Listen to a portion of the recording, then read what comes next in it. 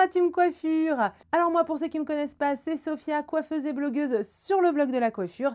Et aujourd'hui, je vous retrouve avec une nouvelle vidéo. Et pour cette vidéo, je vais vous partager les 11 erreurs à ne pas faire pour réussir en candidat libre et ou réussir à se former seul. Donc c'est vraiment voilà les erreurs qui reviennent le plus et que vous devez contrer pour réussir en candidat libre.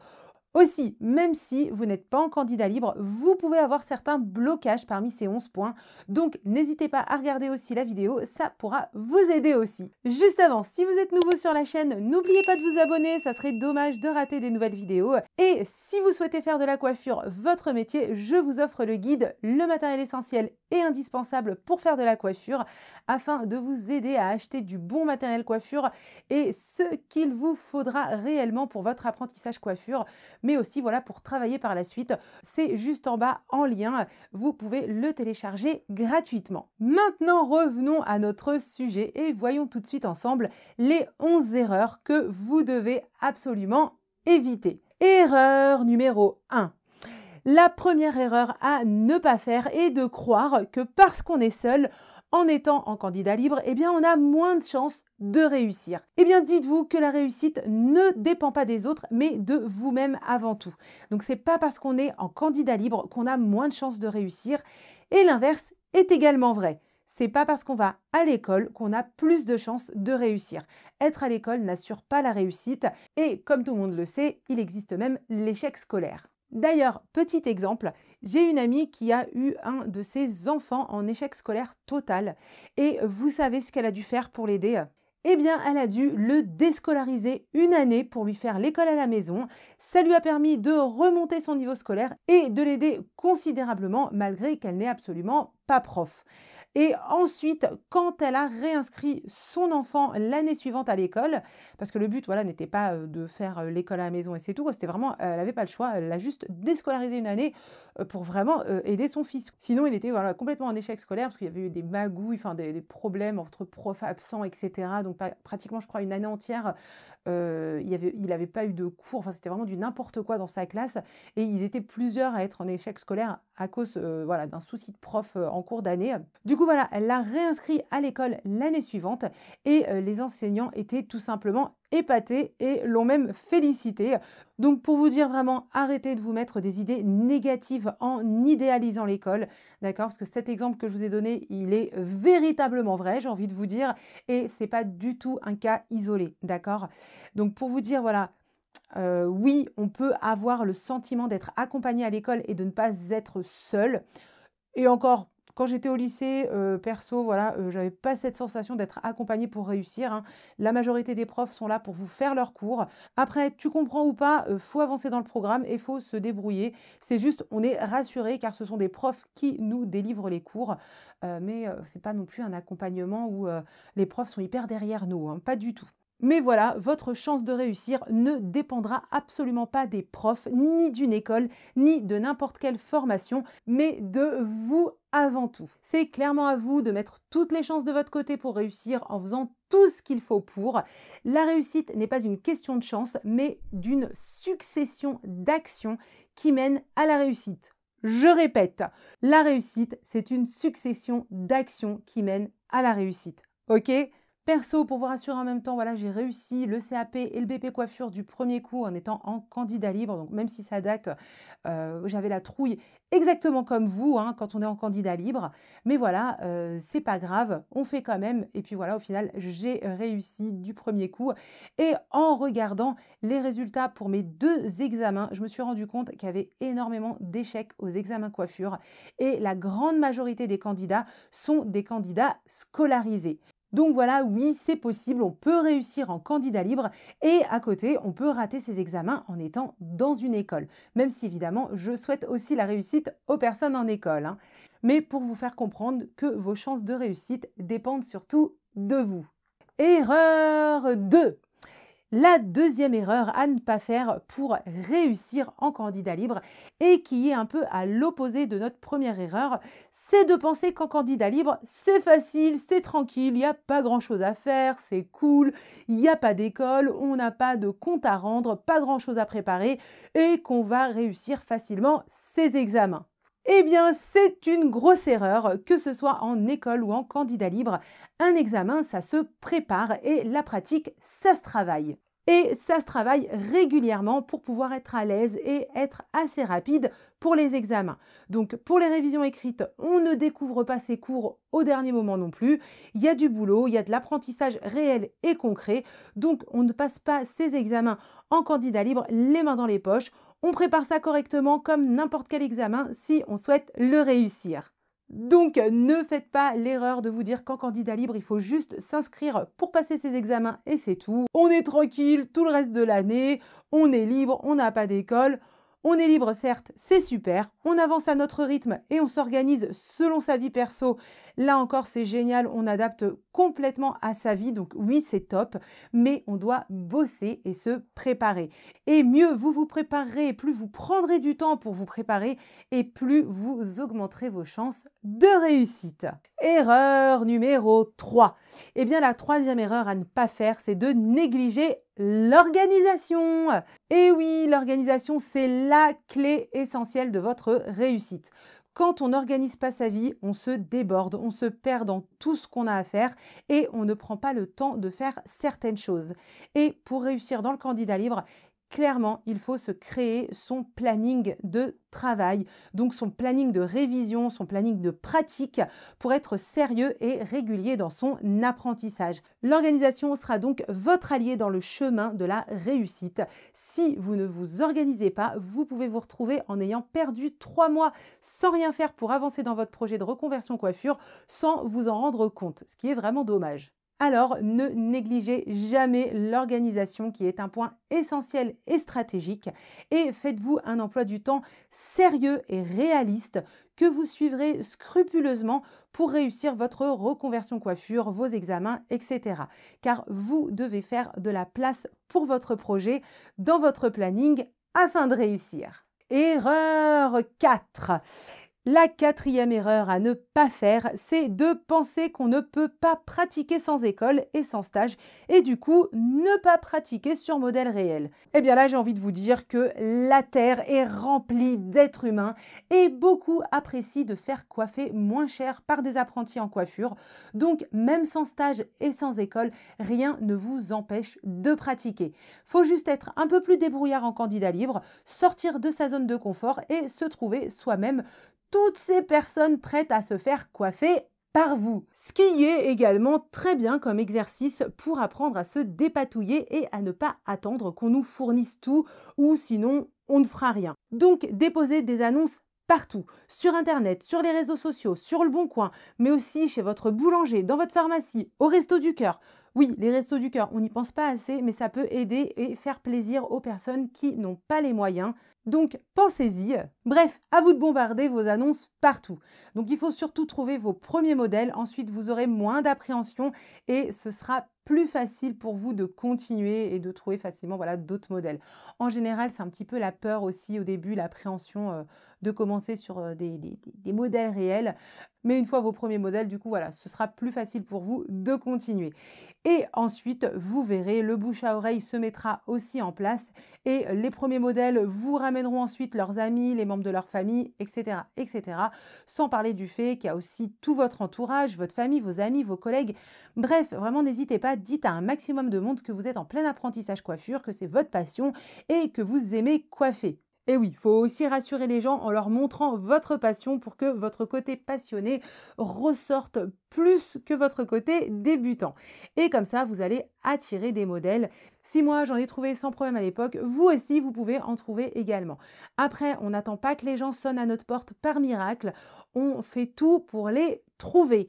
Et vous verrez qu'en candidat libre, on peut énormément s'entraîner et pratiquer sur modèle sans aucun problème quand on fait tout pour en trouver. Mais voilà, faut sortir de sa zone de confort et oser, c'est tout. Ensuite, erreur numéro 5.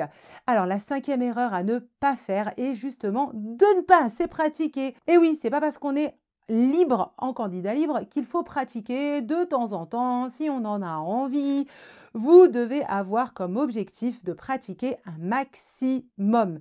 Que ce soit sur tête à coiffer ou sur modèle réel, plus vous allez pratiquer et plus vous allez vous améliorer.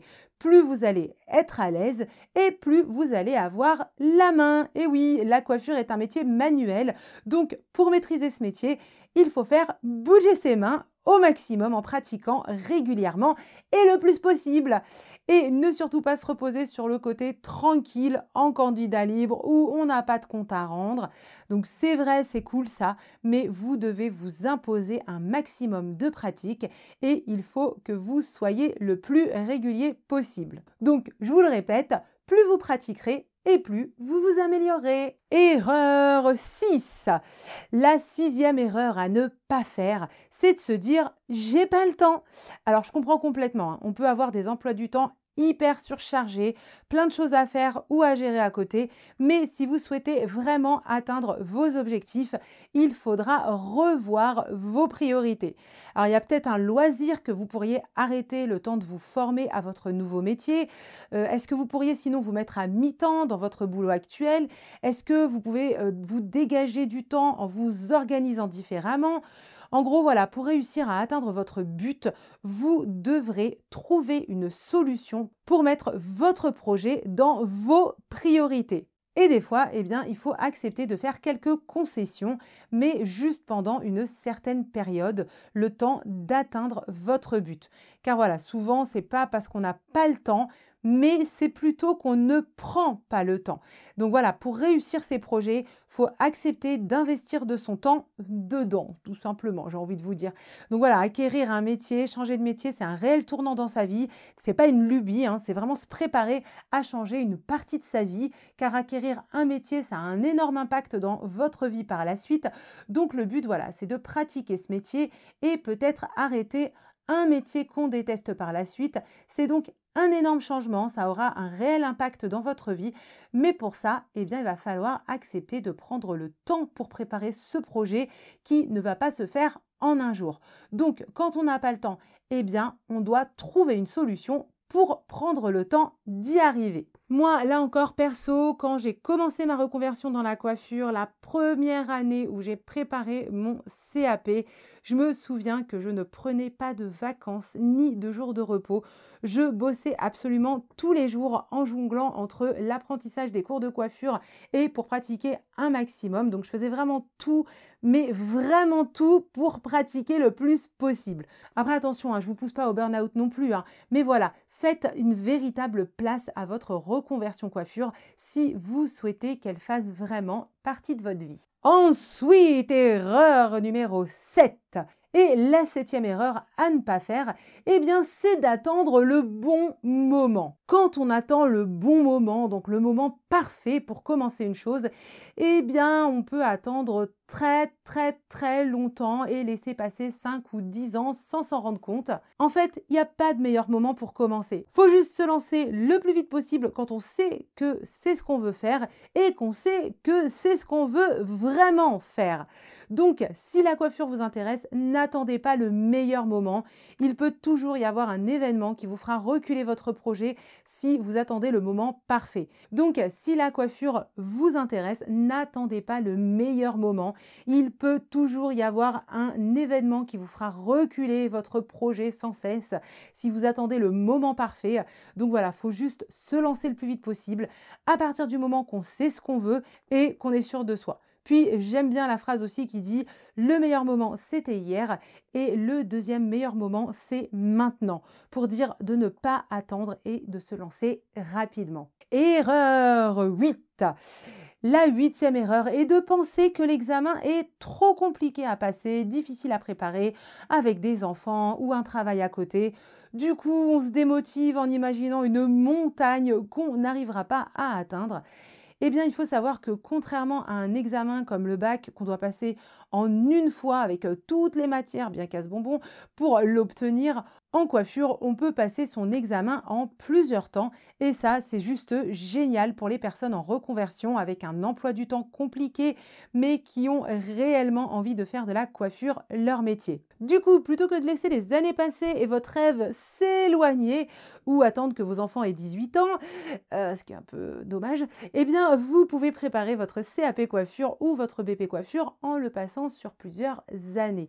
Et plutôt que de perdre 2-3 ans à attendre attendre d'avoir la situation parfaite pour vous libérer et enfin faire de la coiffure, eh bien, vous pouvez passer vos examens petit à petit, apprendre la pratique petit à petit et au bout de 2-3 ans, avoir votre diplôme plutôt que de commencer seulement. Sachant, je vous le précise, que le gros avantage des diplômes de coiffure, c'est que vous gardez le bénéfice de vos notes pendant 5 ans et que vous pouvez repasser uniquement les matières que vous aurez ratées l'année d'après sans problème.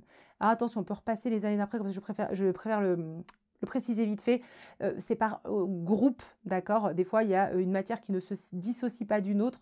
Donc après, voilà, à vous de faire les petits calculs pour voir si c'est à repasser ou pas. Mais en tout cas, voilà, il y a quand même ce gros avantage de pouvoir, par exemple, passer d'abord les matières écrites, par exemple, et par la suite la pratique. Comme ça, vous pouvez déjà diviser en deux, ce qui est juste énorme pour vous faciliter la vie. Et entre parenthèses, si vous voulez voilà, en savoir un petit peu plus sur comment ça se passe à ce niveau-là, les matières qu'il y a et quand on les passe en plusieurs fois, voilà, comment ça se passe, vous avez tout simplement la vidéo que je vous ai faite sur le tuto inscription au CAP coiffure. Voilà, dedans, vous allez découvrir toutes les matières exactes à passer et en même temps, comment ça se passe quand on redouble. Donc, je vous laisse aller voir la vidéo si ça vous intéresse. Donc voilà, c'est juste énorme pour donner la possibilité d'obtenir son diplôme tranquillement quand c'est réellement compliqué pour certaines personnes. Et du coup, voilà, plutôt que de déprimer à attendre avant de pouvoir enfin vous lancer et penser un petit peu à vous, eh bien, vous pouvez commencer à avancer vers votre objectif. Et même si vous avancez tranquillement, c'est mieux d'avancer, ça vous rendra heureux et épanoui d'avancer pour vous-même dans le domaine que vous souhaitez, plutôt que d'attendre en laissant passer le temps et les années et ensuite avoir des regrets. Comme on dit, vaut mieux avancer doucement et tranquillement, mais avancer et rester constant, plutôt que de voir sa vie défiler sans rien entreprendre. Ensuite, erreur numéro 9. Eh bien, la 9e erreur, c'est de penser qu'on sera moins bien formé que des candidats en école. Alors, perso, je vous le dis tout de suite, j'ai vu de tout en passant mes examens. D'accord? Moi aussi, j'avais peur de ça et j'appréhendais ça. Je me souviens aux examens du CAP coiffure, je me disais, j'espère qu'on ne va pas me griller, que je suis en candidat libre si tous les autres candidats font plus pro que moi. Eh bien, détrompez-vous, j'en ai vu des candidats en école rater complètement la pratique malheureusement ou ne pas faire correctement les choses. Et même des candidats, je précise, en BP coiffure en école, hein, d'accord? Donc vraiment en alternance en école, salon de coiffure et qui pourtant n'ont pas fait correctement les choses telles que c'était demandé aux examens. Donc pour vous dire. Puis autre petite anecdote pour vous rassurer là encore, quand j'ai moi-même commencé et que j'avais ce genre d'appréhension, eh bien vous savez c'est quoi qui petit à petit m'a donné confiance en moi? Eh bien c'est quand je rattrapais des personnes sorties de chez le coiffeur alors que je n'avais pas encore mon CAP en poche. Donc, ça ne veut pas dire que moi-même, j'ai jamais fait d'erreur ou que j'ai eu un apprentissage de prodige, hein, attention, non pas du tout, hein. Mais pour vous dire que non, ce n'est pas parce qu'on est en candidat libre qu'on aura un niveau inférieur. C'est pas le fait d'être en école ou en candidat libre en fait qui va jouer sur votre niveau.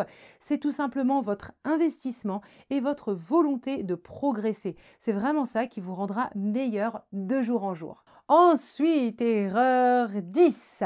La 10e erreur à ne pas faire est d'attendre d'avoir confiance en soi pour se lancer dans la pratique sur modèle ou dans le travail une fois diplômé. Alors ça, c'est vraiment un des problèmes qui revient le plus souvent, hein. Et ce que j'ai envie de vous dire, eh bien, c'est que la confiance en soi ne pousse malheureusement pas sur les canapés. La confiance en soi viendra en vous lançant. Il faut se lancer même sans confiance. Et plus vous pratiquerez, eh bien, plus vous progresserez, plus vous aurez des retours positifs de modèles ou de clients et plus votre confiance en vous augmentera. Donc, il ne faut surtout pas attendre d'avoir confiance en vous pour vous lancer. Ça ne marchera absolument jamais de cette manière-là. Il faut accepter de vous lancer même sans avoir confiance en vous, et la confiance viendra au fil du temps. Et là aussi, moi aussi, je ne vais pas vous mentir, je flippais au début. D'ailleurs, quel coiffeur n'est pas passé par la hantise de foirer quelqu'un, surtout dans ses débuts? Aucun, je pense, d'accord? Mais voilà, je me suis quand même très très vite lancée sur modèle réel malgré tout. Et voilà, même avec la peur, je l'ai fait. Donc vous aussi, là encore, même avec la peur, vous pouvez le faire.